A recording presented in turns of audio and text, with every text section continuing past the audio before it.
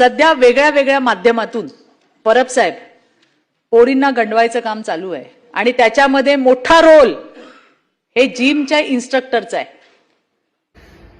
नक्कीच हे स्टेटमेंट देण्या अगोदर चित्रा वाघ यांनी केरला फाईलचा पिक्चर बघितला असणार आणि सभागृहात जाण्यापूर्वी 2 गांजाच्या सिगारेट ओढून त्या आत गेल्या असणार.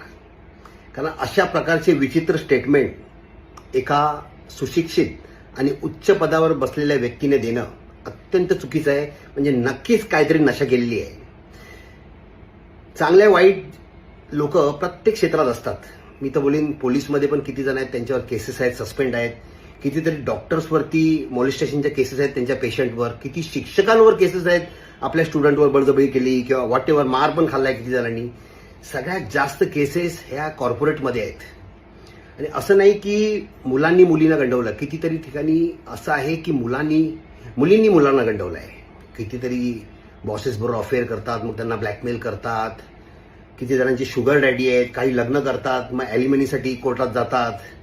म्हणजे हा एकदम धंदा झालेला आहे. आणि मी असं नाही म्हणत की या फिटनेस क्षेत्रात आहे किडे असे 10% 15% असे किडे असतील. पण मॅडम तुम्हाला मिरची झोंबेल. खरं सांगतो, ह्या ट्रेनर्सना मुली आवडत नाहीत, त्यांना अंट्या आवडतात, त्यांचा खर्च करणाऱ्या. कारण मॅक्झिमम जे ट्रेनर आहेत ना हे गरीब आणि मिडल क्लास घरातले आहेत. पण ह्याचा अर्थ होत नाही की सगळी कम्युनिटी तेच कामधंदा करतं. मॅडम, कोण सोम्या गोम्या उठला ट्रेनर बनत नाही. ट्रेनर व्हायसाठी आता कोर्सेस आहेत. मॅक्सिमम महाराष्ट्रातल्या जिम जे आहेत त्या सर्टिफिकेट ज्यांच्याकडे आहे सर्टिफिकेशन त्यांनाच ट्रेनर ठेवतात. आणि जेवढे शारीरिक स्पोर्ट्स आहेत जसं body building, weightlifting, kabaddi, kho kho यामधले जे प्लेयर्स आहेत हे अगोदर जिम ट्रेनर्स, मग प्लेयर्स आणि परत जिम ट्रेनर्स झालेले आहेत. म्हणजे ट्रेनर, मी पण स्वतः ट्रेनर आहे. पहिला ट्रेनर, मग बॉडी बिल्डर, मग रेल्वेत लागलो, आता बिझनेसमन आहे. आणि मला याची काही लाज नाही वाटत. मी आत्ता पण ट्रेनर आहे आणि मरेपर्यंत ट्रेनर राहणार. पण ट्रेनरचे काहीतरी हे आहे. आज ट्रेनर म्हणजे सर, मास्तर, म्हणजे माझ्यासारखे हजारो ट्रेनर आहेत जे जिमला आपलं देऊळ मानतात. तिथे हनुमानाच्या मूर्तीला आपण पाया पडतो आणि मग ट्रेनिंग चालू करतो.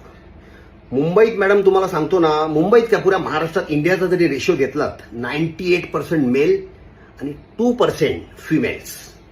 म्हणजे जेवढ्या मॅक्सिमम जिममध्ये आणि प्रायव्हेट बिल्डिंग्समध्ये जे फिमेल क्लायंट्स आहेत ते मेल ट्रेनरकडनंच ट्रेनिंग घेतात.